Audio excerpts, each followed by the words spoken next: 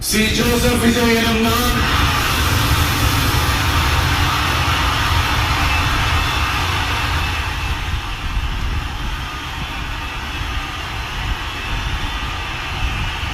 சட்டப்படி அமைக்கப்பெற்ற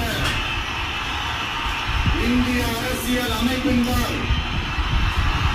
உண்மையான நம்பிக்கையும் மாறா பற்றும் கொண்டிருப்பேன் என்றும் இந்திய நாட்டின்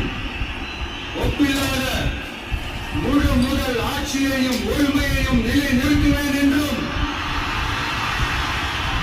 தமிழ்நாட்டு அரசின் முதலமைச்சராக உண்மையாகவும் உளச்சான்றின் படியும் என் கடமைகளை நிறைவேற்றுவேன் என்றும் அரசியல் அமைப்பிற்கும் சட்டத்திற்கும் இணங்க அச்சமும் ஒருதலை சார்பும் இன்றி